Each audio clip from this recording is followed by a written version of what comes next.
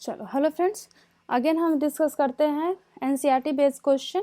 Okay, question number 1 to 10। Question number 1 to 10 हमने discuss किया था कहाँ पे? फर्स्ट वीडियो में। चूँकि टाइम ज़्यादा हो गया था इसलिए हमने को एक और वीडियो लेना पड़ा। हमने वैसे उद्देश्य बना था एक ही में कर देंगे, लेकिन वीडियो 1 आवर्स नियर अबाउट हो जाता तो आप उससे बोरिंग फील करने लगते। तो 1 to 10 हमने एक पार्ट में कर दिया एंड 11 to 20 हम सेकेंड पार्ट में डिस्कस कर लेते हैं। ठीक है, तो टाइम ड्यूरेशन कम रहेगा और आप अच्छे से देख भी लोगे, आप समझ भी लोगे, बोरिंग भी फील नहीं करोगे। ओके, तो क्वेश्चन नंबर 11 क्या है?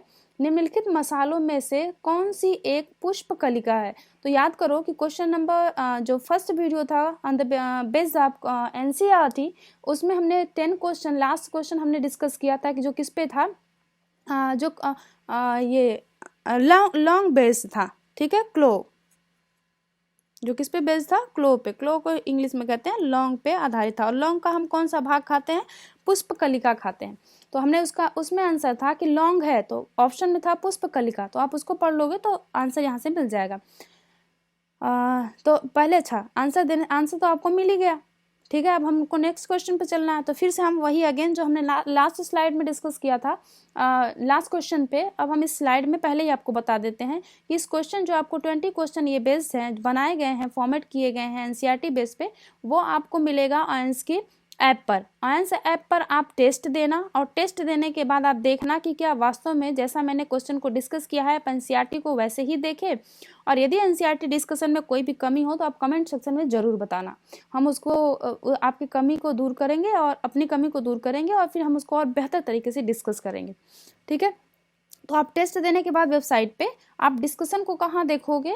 यूट्यूब चैनल पे। यूट्यूब चैनल पे यदि आप डिस्कशन देखते हो तो कौन सा ऑप्शन गलत है, किसको किस अप्रोच के साथ सॉल्व करना है, किस ऑप्शन को आपको एलिमिनेट करना है, ये आपको मिल जाएगा बहुत बेहतरीन तरीके से, जिसको आप एग्जामिनेशन में यूज करके अच्छे मार्क्स गेन कर सकते हो। ओके, तो क्वेश्चन नंबर 11 का आंसर हो गया बी।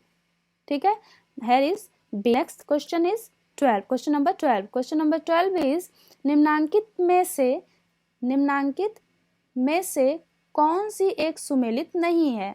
ठीक है, यहाँ पे दिया है नहीं है, मतलब जब जैसे ही नहीं आया तो अपने कान खड़े कर लो, उसको अंडरलाइन कर लो, क्योंकि हम यस के चक्कर में नो भूल जाते हैं। जिंजर, और यहाँ पे है सेफ्रॉन, केसर, अफीम एंड जिसे ओपियम कहते हैं, और सन। अदरक था तना, सही है। और वहाँ पे देखो आप फर्स्ट क्वेश्चन तो ब्रैकेट में मैंने राइजोम लिखा था, बिल्कुल सही है। सन का, जिसे सनई कहते हैं, आप लोग इससे अवेयर होंगे, ये इसका तना वाला हिस्सा से जब हम थर्ड चैप्टर आप एनसीईआरटी देखोगे, थर्ड चैप्टर क्लास 6 का, तो फाइबर टू फैब्रिक जो चैप्टर है उसमें सन के बारे में, सनई के बारे में, पटसन के बारे में आया है। ठीक है, तो अभी इतना जानो आप, सन का क्या कौन सा हिस्सा यूज करते हैं? तना।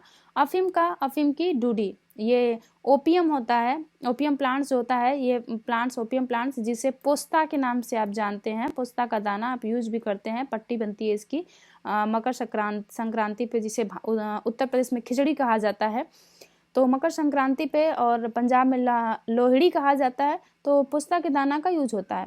और ये जो पोस्ता का पौधा होता है, इससे बहुत सारी चीज़ें निकलती हैं। एक तो पोस्ता का दाना निकलता है, दूसरा मार्फिन निकलता है, तीसरा अफीम निकलता है, और ऐसे ऐसे कई सारे प्रोडक्ट निकलते हैं।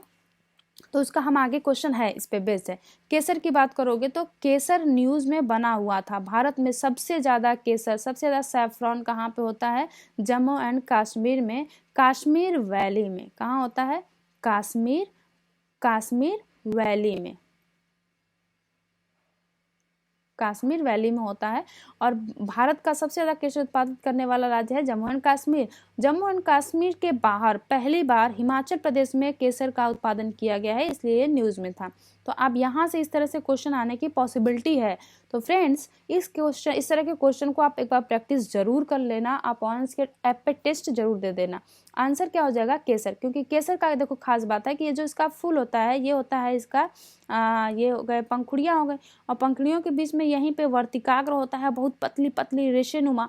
इसी वर्तिका और वर्तिकाग्र को, फूल को पूरी तरह से परिपक्व, जब ये खिल जाता है तो इसको तोड़ देते हैं, इसको सूखने नहीं देते, इसको तोड़ के लाएंगे, फिर ये वर्तिकाग्र को अलग करेंगे। तो कौन सा बीज हिस्सा खाते हैं? बीज ना खा के क्या खाते हैं? वर्तिकाग्र खाते हैं। So the answer is B, because हम केसर का क्या खाते हैं? वर्तिकाग्र खाते हैं। नेक्स्ट आ जाओ।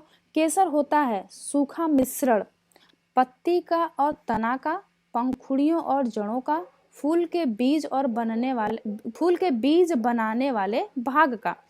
अब देखो, अभी मैंने डिस्कस किया कि हम उसका क्या खाते हैं? वर्तिका और वर्तिकाग्र। तो ये फ्लावर है, तो ये जो फ्लावर है, यही फ्लावर आगे परिपक्व होके, मेच्योर होके ये क्या बनाएगा? फल के रूप में कन्वर्ट होता है किसी पौधे में, और किसी पौधे में फल में ना कन्वर्ट होके ये सीड्स के रूप में कन्वर्ट हो जाते हैं। किसके रूप में? सीड्स के रूप में कन्वर्ट हो जाते हैं। तो ये जो, अब यदि इसको आप परिपक्व नहीं होने दोगे, होने दोगे, तो इसका जो वर्तिकाग्र होता है, ठीक है, तो ये वर्तिकाग्र किसका हिस्सा हो गया? फूल के बीज बनने वाले भाग का। तो आंसर क्या हो गया? C. Here is C. Next question number 14। Question number 14 क्या है? निम्नांकित में से कौन एक सुमेलित नहीं है? ठीक है, नॉट करेक्टली मैच। चलो, क्वेश्चन नंबर 14 क्या है? निम्नांकित में से कौन सा सुमेलित नहीं है? अगेन नहीं है, तो आप फिर से मार्क कर लो इसको। अदरक, प्रकंद बिल्कुल सही है, देख लिए। प्याज, मांसल पड़ बिल्कुल सही है। आलू, मूल नहीं होता है, तना होता है, स्टेम होता है, टोटली रॉन्ग है। नारियल, भ्रूणपोष बिल्कुल सही है। तो answer is she. Next question number 15। Question number 15, निम्न में से कौन सा एक फल है? कौन सा एक फल है?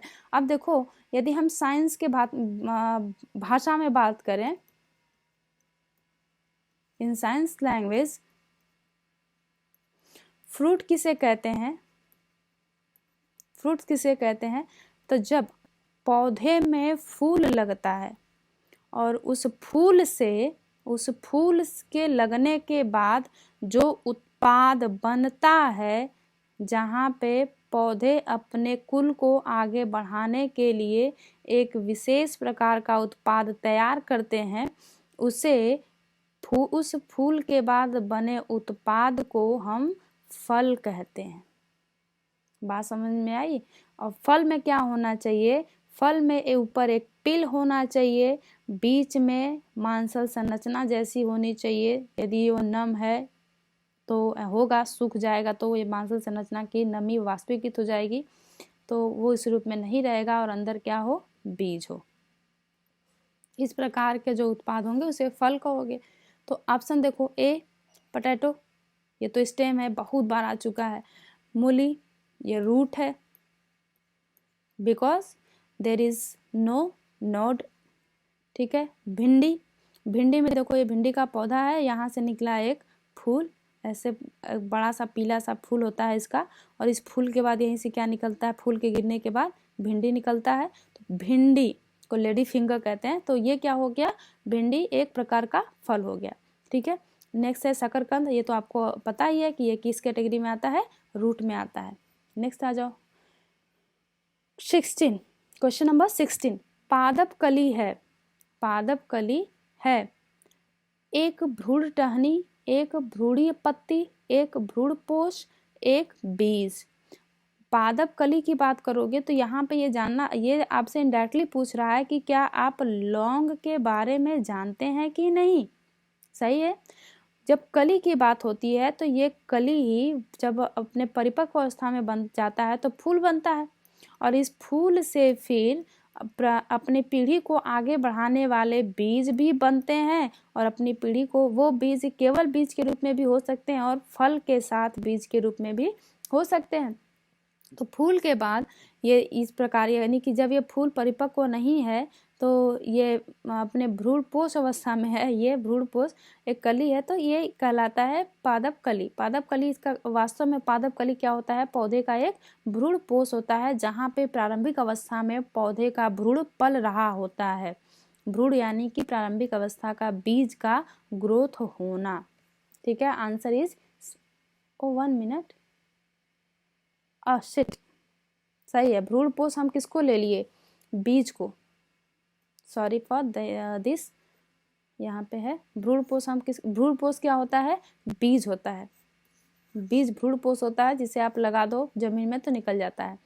तो यहाँ पे ये है तना, सॉरी ये है तना, यहाँ से नोड से निकल गई पत्ती, यहीं से निकलेगा एक नई वो ब्रांच, और इसी ब्रांच में फिर लगती हैं कलियाँ और फूल। तो ये क्या है? एक भ्रूण टहनी होता है यहीं। तो आंसर हो जाएगा ए। वनस्पति विज्ञान में किसी अविकसित प्ररोह को कली या कलिका कहा जाता है। यह किसी पत्ती के कक्ष पर या तने के अंतिम छोर पर उत्पन्न होता है। देख लिए आप, ये पत्ती का कक्ष होता है यहाँ, और पत्तियों में कोई भी बताया कि ये तना निकल के ऐसे ऐसे कई सारी पत्ती निकलती हैं, ये तो यहाँ से निकलता है, और ये तो यहाँ तो तने के अंतिम भाग से निकलता है। आगे क्वेश्चन नंबर 17, कुनैन। कुनैन सिनकोना पादप के किस भाग में प्राकृतिक रूप से पाई जाती है?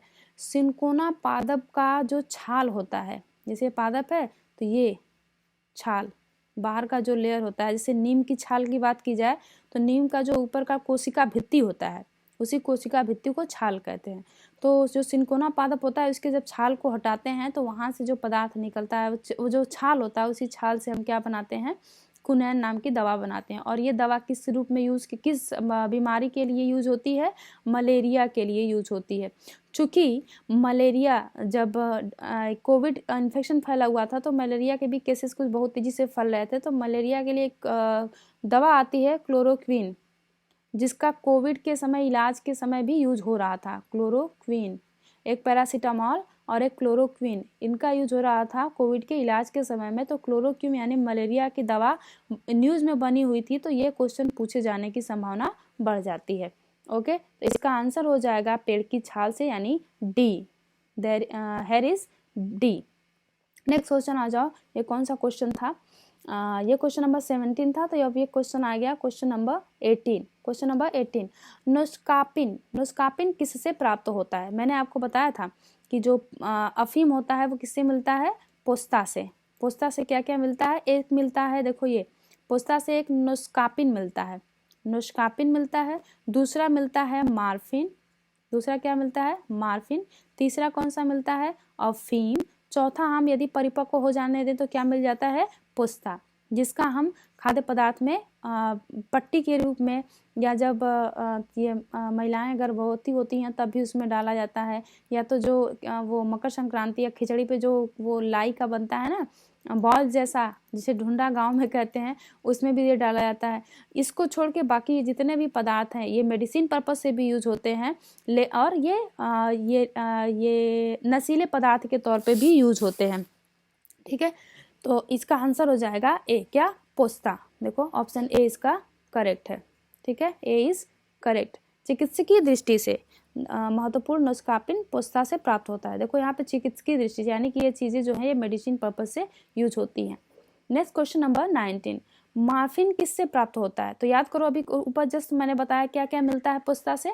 पोस्ता से मिलता है मार्फिन, पोस्ता से नोस्कापिन, अफीम और पोस्ता। तो इसे किससे मिलता है? ये मिलता है पोस्ता के, इसका आंसर आपको देखना पड़ेगा सी। इसका आंसर है सी, पोस्ता के फल से। पोस्ता का फल देखो कैसे मिलता है। पोस्ता का फल जब अपरिपक्व रहता है, यह पोस्ता का पौधा है, जब फल अपरिपक्व रहता है तो इसी में हम चीरा लगा देते हैं, और इससे जो निकलता है पदार्थ उसी से हम बनाते हैं मार्फिन। मार्फिन पोस्ता के अपरिपक्व फलों से प्राप्त किया जाता है। इसका उपयोग दर्द निवारक औषधि और निद्रा कारक के रूप में भी किया जाता है। निवारक औषधि, निद्रा कारक के रूप में किया जाता है। मार्फिन का सीधा प्रभाव केंद्रीय तंत्रिका तंत्र पर होता है। केंद्रीय तंत्रिका तंत्र पर इसका प्रभाव होता है डायरेक्टली। ठीक है, तो ये हानिकारक भी है। Question number 20। क्वेश्चन नंबर 20 क्या है? अफीम प्राप्त फॉर दिस वही दैट टाइप क्वेश्चंस, वही पोस्ता पे डिपेंड है ये। तो ये सूखी पत्तियों से, जड़ों से, बिना पके फल के लैक्टेस से, पके दल के लैक्टेस से। तो इसका आंसर हो जाएगा सी, बिना पके फल के लैक्टेस से। तो वह इसमें भी वही प्रक्रिया है। इसमें आपने ऐसे चीरा, फल में ऐसे चीरा लगाया, अपरिपक्व फल में चीरा लगा दिया, और यहाँ से जो दूध की तरह संरचना निकलती है जिसे लैक्टेस कहते हैं, चिपचिपा सा, उसी से सुखा के अफीम प्राप्त किया जाता है। तो अफीम के पौधे के दूध को सुखाकर बनाया पदार्थ अफीम कहलाता है। अफीम हो गया, मार्फिन हो गया, नुस्कापिन हो गया, पोस्ता हो गया, ठीक है, इस टाइप के क्वेश्चन हो गए। अब देखो, अब एक चीज और यहाँ पे छूट जा रहा है। चलो अफीम की बात करो, ये देख लो, थोड़ा सा इंफॉर्मेटिव है। यहाँ पे ये एक ऐसे इस शेप की आकृति जब ऐसा शेप जब बनता है चंद्रमा का, उसे कहते हैं क्रिसेंट। क्या कहते हैं? क्रिसेंट, सही है, उसे कहते हैं क्रिसेंट। ये क्रिसेंट होता है। अब यहाँ पे यदि मैप में ऐसा कोई स्थान बन जाए तो इसे कहते हैं गोल्ड। इस एंगल को जहाँ पे किसका, ओपियम का कल्टीवेशन पूरे विश्व में ज़्यादा होता है, इसे कहते हैं गोल्डन क्रिसेंट। ठीक है, कौन कौन से देश आते हैं? ईरान, अफगानिस्तान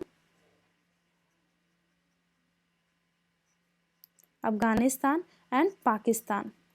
ये 3 देश होते हैं जहां पूरे विश्व में सबसे ज़्यादा इनका जो बेल्ट होता है ये सबसे ज़्यादा अफीम पाया था। दूसरा होता है म्यांमार के जस्ट बगल में ट्रायंगल लाइक एरिया लगभग बनता है, जिसमें म्यांमार, थाईलैंड, लाओस और वियतनाम ये देश आते हैं। तो ये इस पूरे एरिया को कहा जाता है गोल्डन ट्रायंगल।